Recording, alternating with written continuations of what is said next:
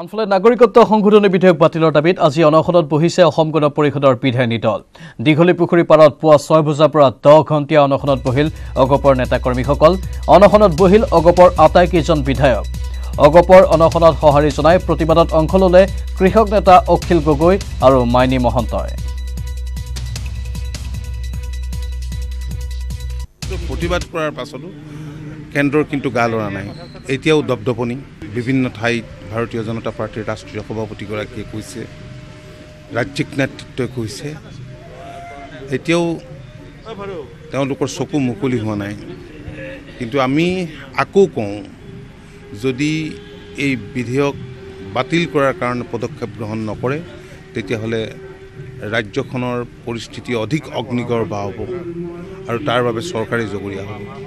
অসমৰ বিভিন্ন জাতি জনগোষ্ঠীক প্ৰতিনিধিত্ব কৰা সকলো সংগঠনেই এই আন্দোলনত জঁপিয়াই পৰিছে আৰু এই আইনৰ বিৰোধিতা কৰিছে।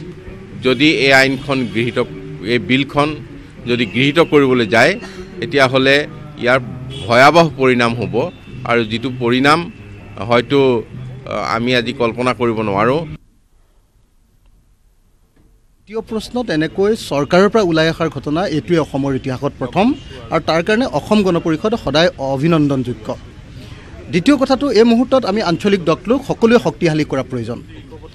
আৰু তৃতীয় কথাটো, এই মুহূৰ্তত আমি অসমত এটা ঐক্যবদ্ধ সংগ্ৰামী শক্তি গঢ়ি তোলা দৰকাৰ আৰু সেইকাৰণে অসম গণ পৰিষদ, সদৌ অসম ছাত্ৰ সন্থা, 70টা জাতীয় জনগোষ্ঠীয় সংগঠন, এই আটাইবিলাক এই মুহূৰ্তত আমি ঐক্যবদ্ধ হ'ব লাগে।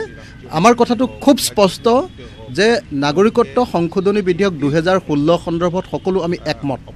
গতিকে এই মুহূৰ্তত আমি বেলেগ বেলেগ হৈ থকা দৰকাৰ নাই, আমি সকলো একলগ হোৱা দৰকাৰ আৰু সেইকাৰণে সদৌ অসম ছাত্ৰ সন্থাক ক'ব খুজিছোঁ আৰু তেওঁলোকৰ লগত থকা যিবিলাক সংগঠন আছে তেখেতসকলকো আমি ক'ব খুজিছোঁ যে আমি এই সময়ত ঐক্যবদ্ধ হ'ব লাগে।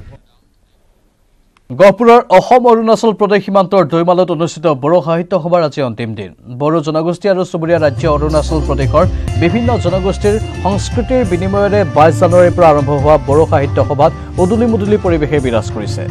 আজিৰ মুকলি সভাত অংশ ল'ব মুখ্যমন্ত্ৰী সৰ্বানন্দ সোণোৱালে, লগতে উপস্থিত থাকিব বিটিচি প্ৰধান হাগ্ৰামা মহিলাৰী, অৰুণাচলৰ মুখ্যমন্ত্ৰী পেমা খাণ্ডু, বিশিষ্ট সাহিত্যিক ইএছএ জৰ্জে থংচি, অসম সাহিত্য সভাৰ সভাপতি পৰমানন্দ ৰাজবংশীকে ধৰি অসম আৰু অৰুণাচল প্ৰদেশৰ কেইবাগৰাকীও মন্ত্ৰীৰ লগতে সাহিত্যিক।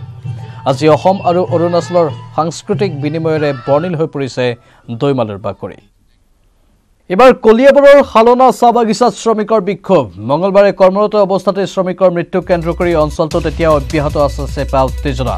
বাগিচাৰ পৰিচালকৰ বাসগৃহ ঘেৰাও কৰি ক্ষুব্ধ শ্ৰমিকৰ দাবী, অচিৰেই ক্ষতিপূৰণ দিয়ক ভুক্তভোগী পৰিয়ালটোক।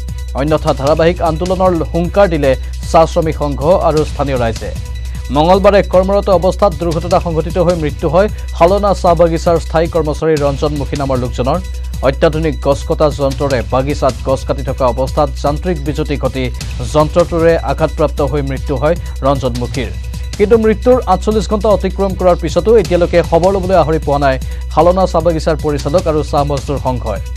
বাগিচা পৰিচালকৰ এনে আচৰণত বাগিচাৰ কাম বন্ধ ৰখাৰ দাবী জনাইছিল আদিবাসী ছাত্ৰ সন্থাই। কিন্তু বাগিচা পৰিচালকে চাহ মজদুৰ সংঘৰ নগাঁও শাখাৰে মিতিৰালি কৰি বাগিচাখনৰ শ্ৰমিকক অৱজ্ঞা কৰাৰ অভিযোগ আদিবাসী ছাত্ৰ সন্থাৰ।